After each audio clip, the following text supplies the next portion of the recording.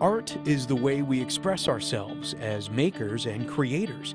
We find all kinds of ways to behold art. I see beauty everywhere. Art has a way of helping us express our hopes, our dreams, our emotions. Street art is done by everyone for everyone. Sometimes art can bleed into politics, social justice, or philosophy. But can art alter our views of the world? And can it inspire us to change?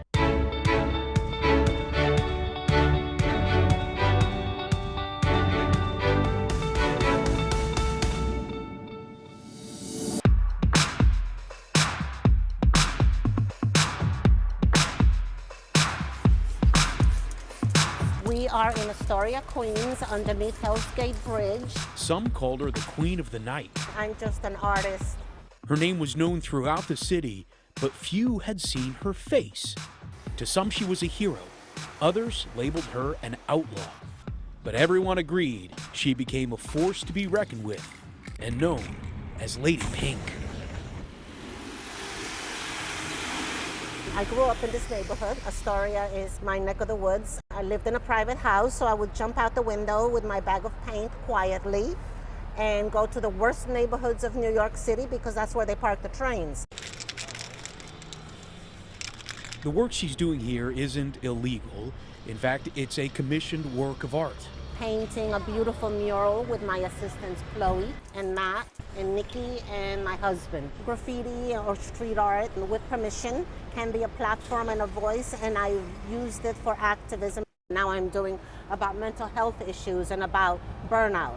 Burnout that college students feel, burnout that even grown-ups feel with our deadlines and our overworked kind of lives. We don't stop to take care of ourselves. After 2 days of prepping, the crew is out here for 8 hours, putting the finishing touches on a colorful mural that beautifies the neighborhood, and with a meaningful message. In the street, our message has to be crystal clear and clearly understood by people who are just walking by very quickly. But we will have a couple of words, a hashtag that gives it kind of like a title or an idea what this is about. Lady Pink's career started when she was 15. She was the only female capable of competing with the boys in the graffiti subculture. I would say we're more like pirates, just taking what we please and not asking, may I, just painting what we wanted, you know, or adventurers, conquerors, you know, or like St. George going out to slay the dragon. Graffiti really refers to the stylized lettering.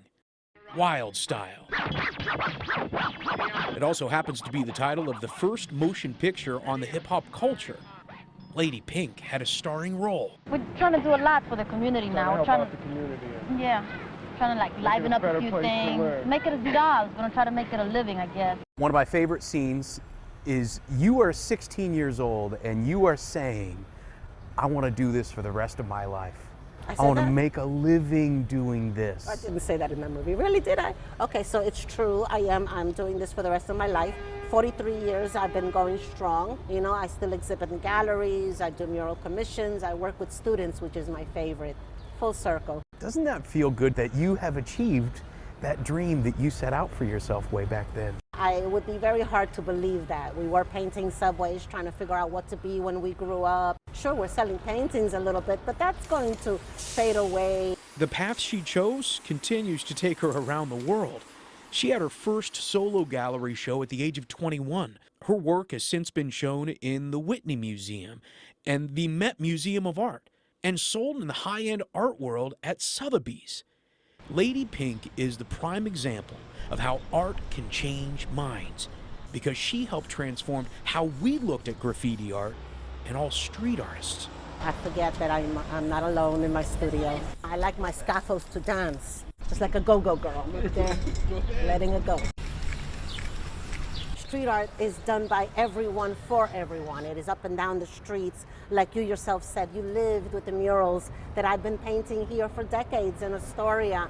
And that is my whole purpose of being, is to lift up spirits, beautify communities, and become part of your life in that I have beautified your neighborhood. Coming up. I have two purples of the same exact thing. Not everything goes according to plan. This is not going to do.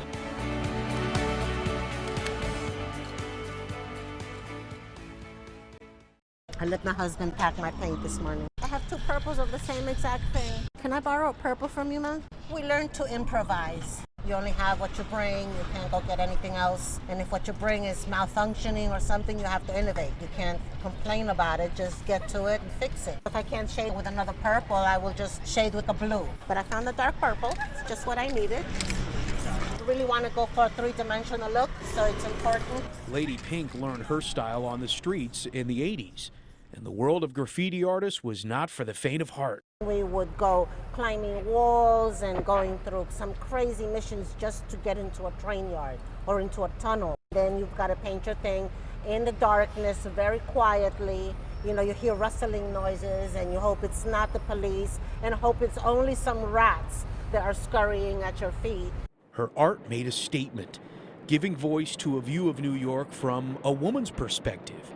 It made her art into a beacon of hope and a source of pride. What was it like to see your train go by? To see our subway trains ride by for anybody was you turn into a 5-year-old kid, you're jumping up and down. I did it, I succeeded in the middle of the night under such stressful conditions. It's an amazing feeling watching your train roll by. From the trains to the museums, Lady Pink helped legitimize graffiti artists, earning acceptance in the art world as a form of self-expression. Graffiti art was born in New York City, late 60s, invented by teenagers when the city was in a dark, dark place. And then there came this energy, this creativity out of nothingness, because it's in all of us to create. Now this artist has become teacher, using her experience to help guide the next generation. How do you hope to touch people when they see this? Well, I hope to touch people by, one, inspiring them to do art themselves and get other permission walls and continue beautifying this neighborhood. I hope to inspire them to get some help and reach out when things are overwhelming to them and that they are not alone. So there's always someone out there that cares for you. For decades, street art has contributed to New York's cultural identity and has become part of the cityscape. It's as if the city itself is speaking to you from its walls, and sometimes right under your feet. I like going to the MoMA and the gallery shows and stuff. It seems a very exclusive world. Here is bringing art to the street. The city is its own gallery, from private installations to murals to art that stands alone. One artist makes the city his canvas. I love New Yorkers. I love just the strength of what it takes to endure. Hans Honscher has become famous for creating art that doesn't last. His medium is chalk. I just love the colors themselves. I always try to keep it bright. I start with a yellow to catch the eye. He softens the chalk in water, changing its consistency and becoming more like paint. I feel I'm building something here. You know, I call it an installation. For more than 2 centuries, Washington Square Park has been one of the city's most densely used green spaces, adding to its colorful history a new shade of joy. If someone takes the time to read this, I want to create a little bit of happiness for them. A general love song to the city of New York. Honscher has spent the past 7 years painting our streets with notes of optimism, cheer, and love. You know, your mom used to put notes in your lunchbox. Just do your best. Keep going. I think this is the kind of lunchbox notes for the whole city. So you're the mom to the city. You're just giving lunchbox notes to everybody. 5-second affirmation, give you that little boost. He works quick, so fans have to chase him down.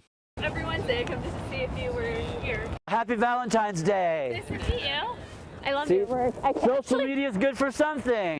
Some artists become more famous with the art that they create and sell in galleries, but the art that you're creating is a gift to anybody that walks by. That's part of the beauty of it. It's just there for a little while. It's very ephemeral. It will last maybe 3 days until the weather comes and takes it away. At the touch of love, everyone becomes a poet.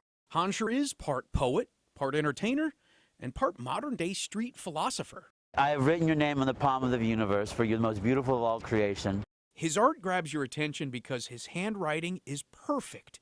He even earns commission for lettering storefronts and menu boards. I went to take an aptitude test at school, and it said, I have good qualities of being an artist. I showed my brother, and he said, pick something else. They don't make much money. And today, he's the country's leading psychic. I'm just kidding.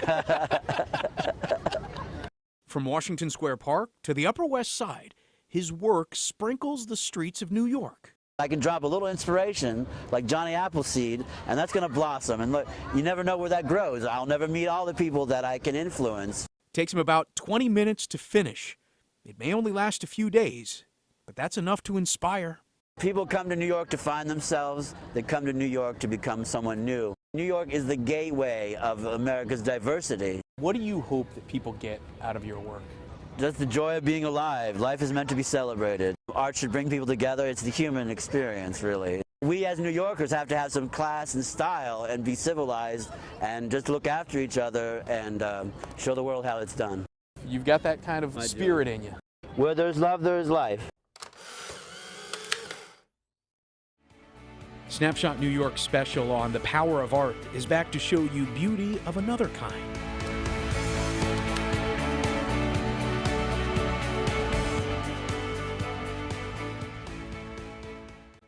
In every piece of art, there is a story, and stories inspire us.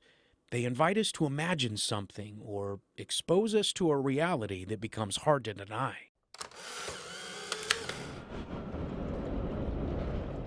Stowe Lynn is an artist. On this day, his workspace is one of the most polluted industrial sites in America. I see beauty everywhere. Those beautiful moments, I often find them in some of the most mundane aspects of life. And those beautiful moments spawn the art. Newtown Creek splits Queens and Brooklyn. Some parts contain years of discarded toxins and oils. A perfect setting to show the ugly truth of urban pollution, but in a way that's beautiful. Art has a way to get to the heart by kind of like using beauty and using sort of like these poetic ideas and interventions to talk about things that are really hard to talk about. Because if the information can't reach you, how can it teach you? Which makes him part educator as the artist in residence at the New York City Department of Sanitation. His art is as timeless as his studio's location. The building is as long as the Empire State Building is tall. It's the 6-story central repair shop for the New York City Sanitation Department. This is the biggest sanitation department in the world. There are 10,000 employees.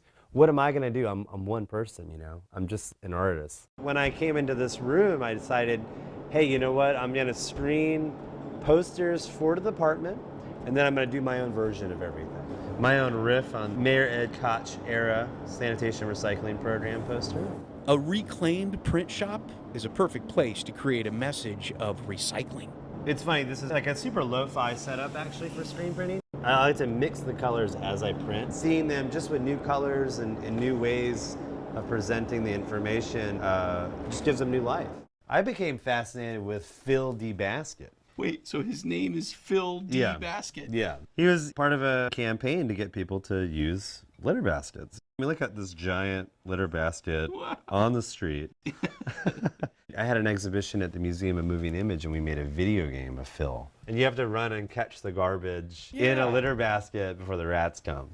His most recent project is down a long hallway behind an innocuous door closed off for years. This whole drawer I haven't checked out yet. What Stowe has since unearthed is a treasure trove of New York history. New Year's Eve cleanup, Times Square, 1988. It's become the focus of his latest art project, a documentary showcasing the role of sanitation in New York's history. I started to play this stuff, realizing there's incredible footage here that spans 100 years. More than 100 years ago, cleanliness was a real problem. The Department of Sanitation first started recycling back in the 1890s, when organic rubbish would be boiled down to oil. Sanitation workers were known as the White Wings, and they were celebrated as servants of the public. How important has the sanitation department been in the growth of New York? They're interchangeable. Is sanitation your muse, or is climate change? You can't separate sanitation and waste management from climate change. To me, they're totally intertwined. The waste that we create has an impact on the planet. Stowe is now digitizing more than 500 pieces of film, trying to create a story that resonates. I've been putting in the hours, you know, and it pays off because I not only have learned so much, but I'm really starting to see how to sculpt this. The climate crisis is intangible. His job is to make it personal, which gives us a reason to act.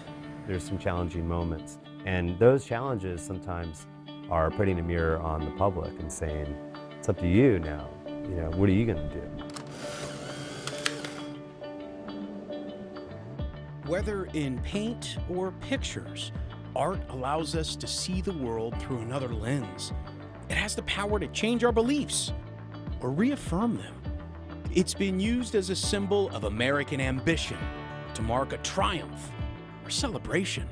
It can reframe our views. Even if we feel untouched by others' problems, through the art of photography, we can feel more connected. Our hearts can be warmed, or it can leave us overwhelmed. And if that art hits the right note, it can compel us to make a change. Because if change is unimaginable, it's unattainable.